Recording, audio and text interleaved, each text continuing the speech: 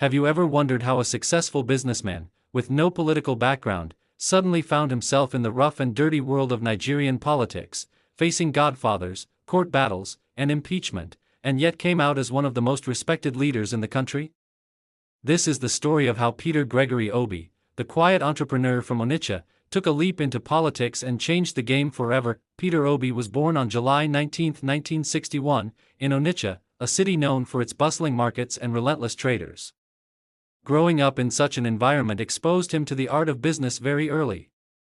As a child, he was not the loudest in the room. In fact, classmates at Christ the King College remember him as reserved, analytical, and disciplined. He had a way of watching people, calculating, and drawing lessons quietly. This habit would later become one of his strongest political weapons. His family believed in education and hard work. From childhood, Peter learned that life was about honesty, prudence, and discipline. At that time, politics wasn't even on his mind. His passion was business. After secondary school, Obi gained admission to the University of Nigeria, Nsukka, where he studied philosophy. Philosophy sharpened his ability to question, to reason, and to analyze situations, traits that would serve him well in politics. But after school, Obi didn't dive into activism or politics like many others. Instead, he went into business. He built a career in import and export, especially in fast-moving goods. Over time, he expanded, sitting on the boards of companies like Guardian Express Bank, Paymaster Nigeria, and Future View Securities. By the late 1990s, Obi was already wealthy and comfortable. He was known in the business world as a meticulous and disciplined manager. If life had continued this way, he might never have touched politics. But something was happening around him that disturbed his peace. In the late 1990s and early 2000s, Anambra State was in chaos. Corruption was everywhere, public schools were falling apart, hospitals were neglected, and political godfathers controlled the state like a private business. Obi was a businessman, yes, but he was also a citizen watching his home state crumble. In private conversations, he would lament, "If we managed public money the way we manage private money, things would not be this bad." Friends and associates began to push him, "Peter, why not go into politics? Why not do it differently?" At first, Obi resisted. To him, politics was dirty, a place where principles died. But the decline of Anambra State weighed heavily on him. Finally, he made a decision that would change everything. He would step into politics, not for wealth, but to prove that governance could be done differently. In 2003, Peter Obi joined the All Progressives Grand Alliance, APGA. At the time, APGA was not the big, dominant party. The People's Democratic Party, PDP, controlled most of the country, backed by powerful godfathers. Many thought Obi was wasting his time. But Obi had something they didn't expect: strategy, discipline, and a message of accountability.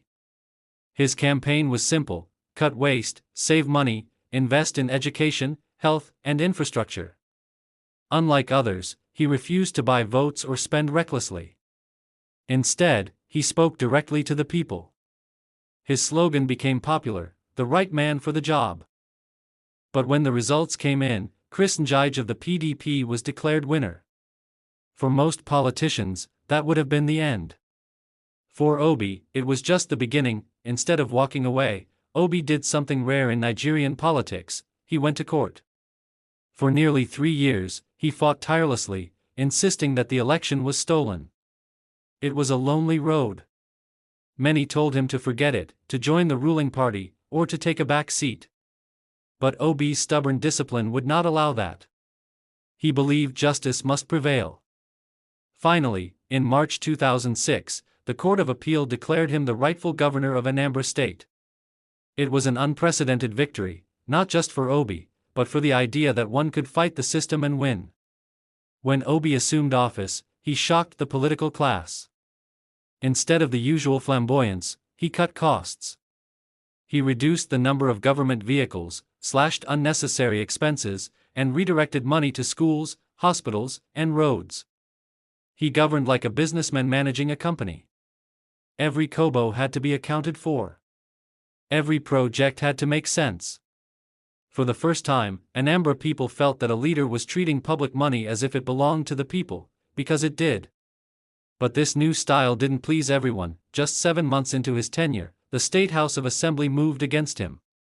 In November 2006, Obi was impeached and removed from office. For many, that would have been the final straw. But Obi had become known for one thing: never giving up. He went back to court. And once again, the court ruled in his favor.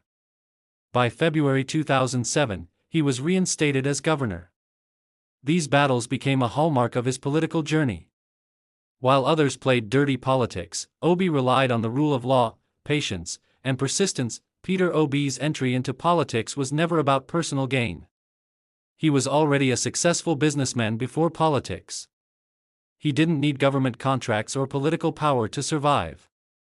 Instead, he wanted to show that leadership could be different. By the time he left office in 2014, Obi had transformed Anambra's finances, invested heavily in education, and left behind billions of naira in savings, something unheard of in Nigerian politics.